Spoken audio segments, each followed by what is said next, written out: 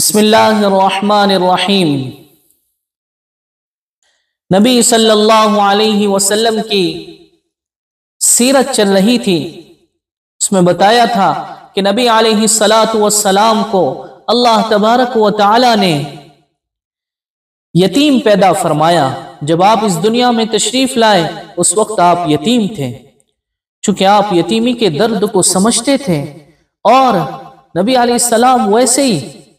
نرم دل، رحیم،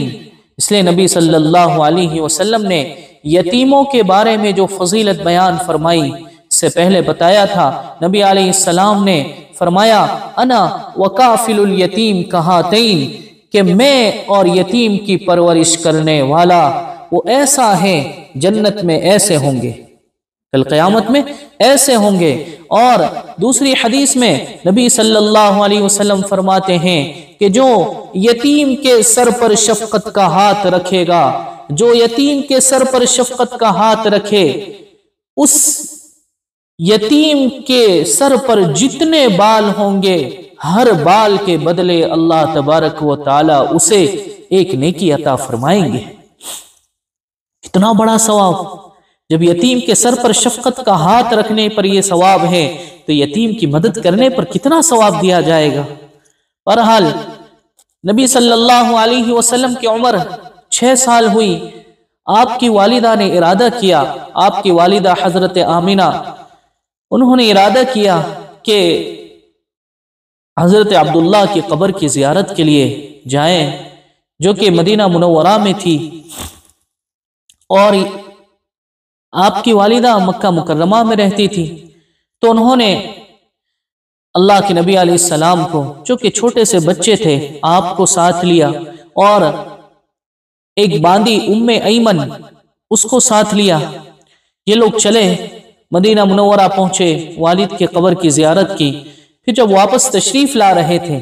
جب واپس آ رہے تھے، تو مکہ اور مدینہ کے درمیان ایک جگہ ہے ابوا، وہاں پر نبی علیہ السلام کی والدہ کی طبیعت خراب ہوئی اور وہیں پر آپ کا انتقال ہو گیا۔ نبی صلی اللہ علیہ وسلم کی عمر ابھی صرف 6 سال ہے، اور نبی صلی اللہ علیہ وسلم کی والدہ اس دنیا سے رخصت ہو گئی۔ آپ کی والدہ کے جانے کے بعد آپ کی پرورش ام ایمن، جو نبی صلی اللہ علیہ وسلم کے حصے میں آئی تھی، یعنی وہ باندی تھی، انہوں نے آپ کی پرورش کی، اور حضرت عبد المطلب ان کے ولی ہوئے، نبی صلی اللہ علیہ وسلم کے ولی ہوئے، ان کی پرورش میں رہے، وہ ان پر خرچ کرتے تھے۔ پھر حضرت عبد المطلب کا بھی انتقال ہو گیا، تو نبی صلی اللہ علیہ وسلم کی پرورش کی ذمہ داری حضرت ابو طالب نے سنبھالی۔ ابو طالب یہ حضرت علی رضی اللہ عنہ کے والد اور اللہ کے نبی صلی اللہ علیہ وسلم کے سگے چچا، انہوں نے اللہ کے نبی علیہ السلام کی پرورش کی، اور اللہ کے نبی صلی اللہ علیہ وسلم کو ایسا محبوب رکھتے تھے اور اتنی محبت کرتے تھے کہ ابو طالب اپنے سگے بیٹوں سے بھی اتنی محبت نہیں کرتے جتنا رسول اللہ صلی اللہ علیہ وسلم سے ان کو محبت تھی۔ آپ علیہ السلام کو اللہ تبارک و تعالیٰ نے امی رکھا، یعنی نبی صلی اللہ علیہ وسلم نہ لکھنا جانتے تھے نہ پڑھنا جانتے تھے۔ نبی صلی اللہ علیہ وسلم لکھنا پڑھنا نہیں جانتے تھے، نہ آپ کسی مدرسے میں گئے، نہ آپ یعنی کسی ایسی جگہ پر نبی صلی اللہ علیہ وسلم گئے ہی نہیں جہاں پر لکھنا پڑھنا سکھایا جا رہا ہو۔ نبی صلی اللہ علیہ وسلم، اللہ تبارک و تعالیٰ کی یہ حکمت تھی، اللہ نے آپ کو امی رکھا، اور اتنا، اور یہ نہیں کہ بچپن میں پوری زندگی نبی صلی اللہ علیہ وسلم کو لکھنا پڑھنا نہیں آتا تھا، اور یہ اگر میں اور آپ امی ہوں، پڑھنا لکھنا نہ جانتے ہو، تو میرے اور آپ کے اندر یہ نقص ہے، یہ میرے اور آپ کے اندر یہ عیب ہے، لیکن نبی صلی اللہ علیہ وسلم کے اندر یہ کمال تھا کہ ایک آدمی، اور اللہ اپنا کمال دکھانا چاہتے تھے کہ ایک شخص جو لکھا پڑھا نہیں، جس نے ایک لفظ نہیں پڑھا، جس نے ایک لفظ نہیں سیکھا، وہ ساری دنیا کے لیے وہ علم چھوڑ کر جائے گا کہ رہتی دنیا تک اس کے علم کی تشریح کی جائے گی، اور اس کے علم کی تشریح مکمل نہیں ہوگی۔ ایک تو یہ حکمت تھی، اور دوسری حکمت نبی صلی اللہ علیہ وسلم کو امی رکھنے کی، کہ اگر نبی صلی اللہ علیہ وسلم کسی سے پڑھتے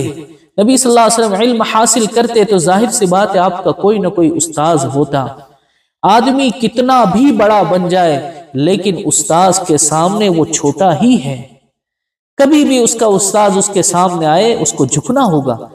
اور یہ انسان کی سعادت ہے۔ اس لیے نبی صلی اللہ علیہ وسلم کو اللہ تبارک و تعالیٰ نے کسی سے علم نہیں سکھایا، ڈائریکٹ اللہ تبارک و تعالیٰ نے اپنے نبی کو ڈائریکٹ علم سکھایا۔ تو اس لیے نبی صلی اللہ علیہ وسلم کا ایک لقب امی ہے۔ امی آسان زبان میں کہہ لیں ان پڑھ، یعنی لکھنا پڑھنا آپ نہیں جانتے تھے، لیکن یہ نبی صلی اللہ علیہ وسلم کے اندر کمال تھا۔ وصلی اللہ علی النبی الامی الکریم۔